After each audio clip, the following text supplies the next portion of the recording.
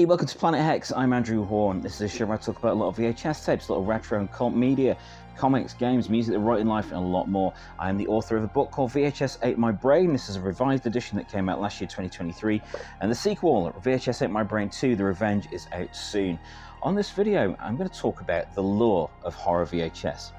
Now, it does seem to be that in collector circles, it does seem to be horror VHS that gets the most attention. I totally understand people wanting to be collecting like action movies, martial arts, comedy, anything like that, any of the classics, but it does seem to be horror VHS that gets the most interest, that gets the most money at the moment, with selling on eBay and such like, and seems to be the most vibrant community around that. But I mean, I'm speaking out of personal experience with that. I'm quite active in the community and a big fan of going places like the 80s video store, and I'm familiar with all the sites we go to and all the groups online, and it does seem to be that VHS horror is the part of the VHS era that still has a lot of interest going on for it. But why is that? I'm curious as to why that is. Now, I think that it is the attraction of VHS era horror movies lies within the whole thing about the video nasties. There was a controversy about the video nasties in the 80s and 90s. There was a lot of interest in things like Nightmare on Elm Street and the franchise pictures like, you know, Halloween and Friday the 13th and such like that as well. But there seemed to be a bit of a taboo about horror movies in the VHS era. But they were the ones with the cool covers. They were the ones with the gaudy artwork. They were the ones, things like Cannibal Holocaust, where you would see the guy eating guts on the front of it, and that's eye-catching. Straight away, it has a mystique about it. And I do think there is a mystique about VHS horror that still lives on to this day. You know, the covers are outlandish.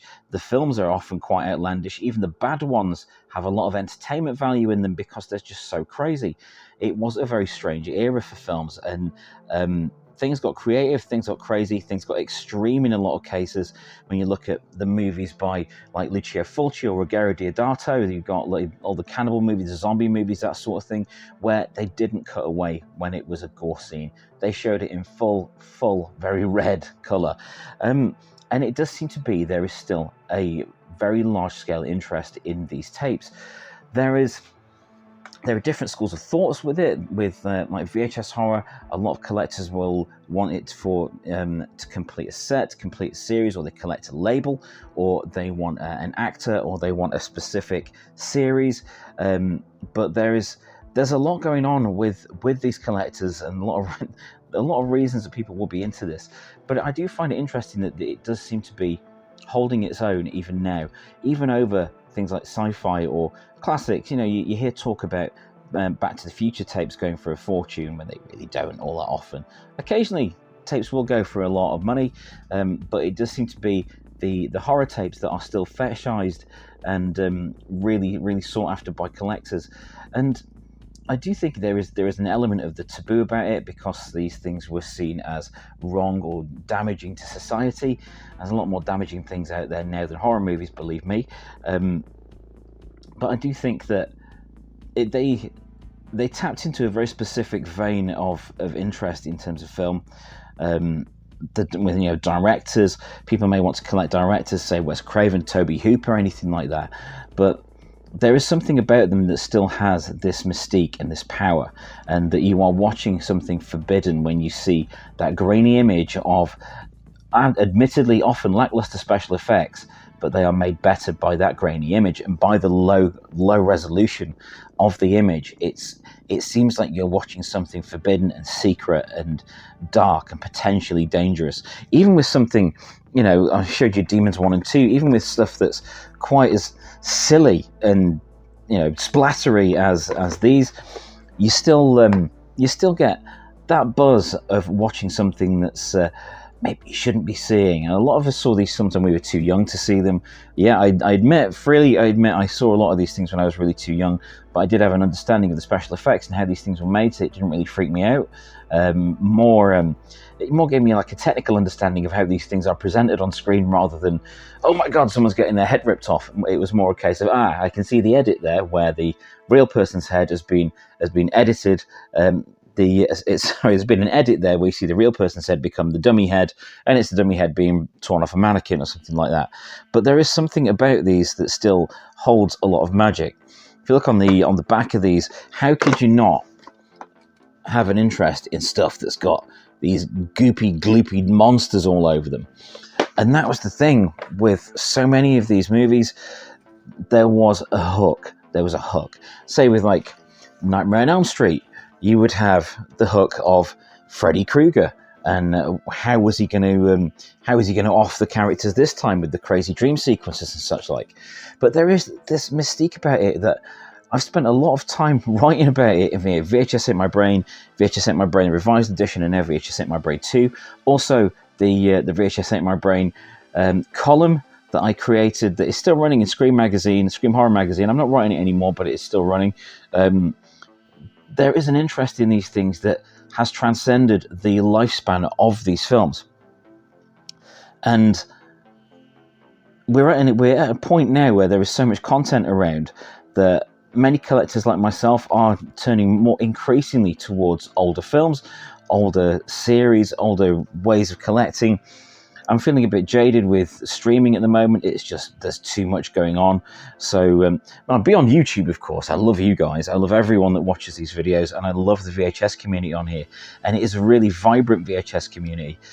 Check out things like Fanzine or VHS Mikey and things like that. There's so many people on the internet that are preaching the good word about VHS horror, and it's something that really caught the imagination when I was young, watching these tapes for the first time round, and the feeling of nostalgia is still there for me. I love the feeling of nostalgia that they bring, but there is this undying mystique, and I think it's down. I think in conclusion to that, I think it is down to the artwork. I think it's down to the reputation of these films, and I think it's down to word of mouth. People that were going to video stores a lot, they would pick these films up. Oh, I once saw this movie and it messed me up. Anthropophagus the Beast, or Absurd, or Island of Death, which did freak me out a bit. There's all these ways that VHS horror has entered itself into the pantheon of cinema in a really deep way, much as gatekeepers and people that look down on horror movies, and especially old horror movies, may want to deride it and dismiss it. VHS horror still has a lot to say, and it's fun. It's fun, man. Maybe that's it. It's fun. Right, all that said, let's go and check out what people talk about online in relation to VHS horror. So as soon as you Google VHS tapes, it brings up a load of stuff. eBay listings, websites where you can buy them, custom stuff on Etsy, blank tapes that you can still get here and there. And then you get the questions, are VHS tapes worth anything now? What tapes are worth money in the UK?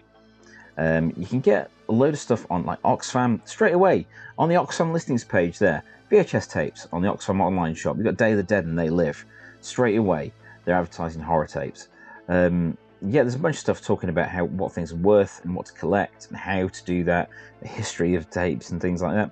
And that's all well and good, but we see on things like the Internet Archive, there's a load of horror movies on there. There's a load of random things from horror movies and VHS trailers, and little interviews and clips and alternate cuts and things like that.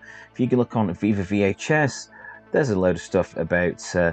There's old blog posts. There's a lot of blogs online that talk about VHS collecting. Some of them are from a few years ago. Some of them are current, but there's a lot of stuff to be had out there. A lot of stuff to be enjoyed and explored with this. You can see that this rabbit hole goes a lot deeper than just stuff on YouTube or documentaries like Adjust Your Tracking and things like that.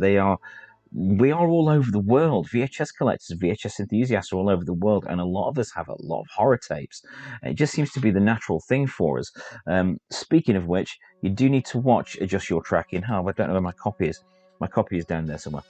That is a really good look at the people that collect them across the States, and that definitely has a lot of people in there that mainly focus on horror movies. I mean, I don't just focus on horror movies myself as a collector. I have a lot of things I like to collect, like you know, full moon movies and a lot of horror movies, but I also like a lot of 80s comedies and things like that. It's just what scratches that nostalgia itch for people. So vhscollector.com, this is one of the big sites that you'll be aware of.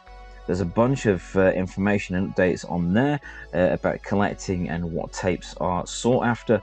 There's things like nostalgia videotape.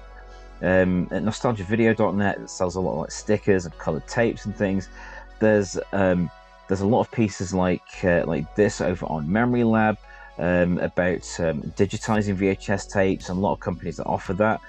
And of course, there's places like Lunchmeat offering awesome classics like Splatter University you saw there on tape, and a lot of VHS tape related ephemera, which is just marvelous. Shout out to Josh for the original cover to VHS Ate My Brain and his continued friendship, and his interview that is in the new edition of the new VHS Ate My Brain 2. But you can also find lots of stuff about guides to VHS collecting. There's a few on my channel where you can find out some VHS collecting tips and tricks. But there is definitely a skew towards horror movies. These seem to be the ones that get a lot of the attention. If you just zoom in on this collector's wall, for example, rows and rows of horror movies. A few sci-fi mixed in there, mainly horror. That seems to be the stuff that people want to check out. Look at this crazy 80s gory horror movie. Stuff like the comedies and whatnot, they're a lot easier to come by, but not on, say, like, they don't have the same sort of nostalgia or the same sort of taboo lure of horror VHS, and it does definitely seem to be horror VHS that gets a lot of people going in terms of collecting. Speaking of which, you can see this for yourself over on eBay. You'll see things like Men in Black 2, it's £1. You'll see big budget movies that are very, very cheap. You'll see more common ones like Final Destination, £1, and House on Haunted Hill you see around a lot. But when you get to the ex-rental things, when you get to the 80s and 90s, you're looking at higher prices, like Evil Speak. That's not got a bid on it. Bad example. Evil Dead 2, people ask a lot more money for these things.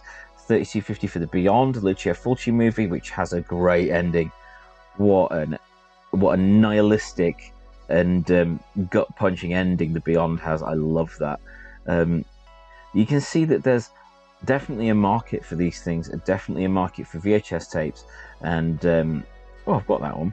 I just don't have the cover. I've got that edition of Possessed. I'm gonna have a look at that. There's a lot out there to check out. I would definitely check out the VHS trading groups, of which there are many. A lot of them centered around specific areas, England or the US or parts of England or types of VHS. Do take a look at those. That is the most vibrant part of the scene at the moment, I would say, is the social media groups. So it's not just Facebook, you can find them on other social media platforms as well, but there's a lot to join in with, and there is definitely a skew towards horror movies. And I'm not going to lie, that's what I prefer personally. It's not like solely what I collect, but it is my personal preference. Let's see what else we've got up here. So we've done these that are ending soonest. Let's have a look at what's newly listed. Let's have a look at newly listed. I don't usually look at newly listed. So we've got Mausoleum for 75 quid. That's a bit different to what you saw with that Men in Black tape, which is £1. Someone is asking $74.99 for a cut edition of Mausoleum. Crikey, that's a lot. Necromancer. I think Necromancer is on the Internet Archive, on the video archive of tapes that you can just VHS rips that you can watch for free on there. There's some really good ones on there. Video Dead, £75. Is that the reversible cover? See, £75. That's getting crazy for the Video Dead. I think mine was a tenner, and I sold it for like 20, and it's just gone crazy now. Don't even know if that's the reversible cover. Should be. If it's a Medusa, it looks like the reversible cover. See if there's... Yep, that's the reversible cover. Oh, that's marvellous. That's marvellous. I always wonder if these are my old tapes. But you see the difference between these things. In price, they are crazy. So it's interesting to see them, and it is interesting to see what is available. But the price of VHS tapes for horror ones in particular goes all over the place. Some are cheap, some are very expensive, but as you can see there is definitely still an interest in that, and there's still the lure. There's still the lure of that forbidden treat of watching something gory and a bit scary and something a little bit beyond what you can take generally in films. But the lure of VHS, the lure of horror VHS, it lives on. It lives on in these collectors, it lives on in these websites like Lunchmeat and such like, it lives on in books like VHS Ate My Brain, in the horror magazines that are out there, the zines, the YouTube channels. There's something about it. And while we may never get to the bottom of what made it so spectacular, we can just enjoy the fact that there is still an interest in it. And I, for one, am really grateful for that. It makes me feel a lot less alone in putting stuff out like VHS Ate My Brain and videos like this, and videos like elsewhere on my channel where I do a lot of eBay, checking a lot of eBay listings out, and a lot of things like Facebook Marketplace and Amazon and so on. It's just nice to know that these things are still out there and there's still an interest in these things. So yeah, check out your VHS tapes. You're not alone. If you're a fan of VHS, if you're a fan of old 80s and 90s horror movies, you are not alone. Check out companies like Arrow Video, 88 Films, 101, and so on that are putting out a lot of rescued and in often digitally upgraded movies from that era. It's always worth checking out. So yes, please do check out my book, VHS Ate My Brain, the revised edition, because you've got just enough time to read it before VHS Ate My Brain 2, The Revenge, comes out, and I can talk a lot more about the lore of horror movies in there, and sequels, and what's happened over the last 10 years. Please do check that out. If you like this sort of thing, please do like and subscribe. I really appreciate it. Everyone that is here, thank you so much. Thank you so much. I've seen my numbers going up recently, and I really appreciate it that you're joining me on my little weird corner of the internet. Thank you for doing that. I really do appreciate it. I'm Andrew Horn. Thank you for watching this episode of Planet Hex.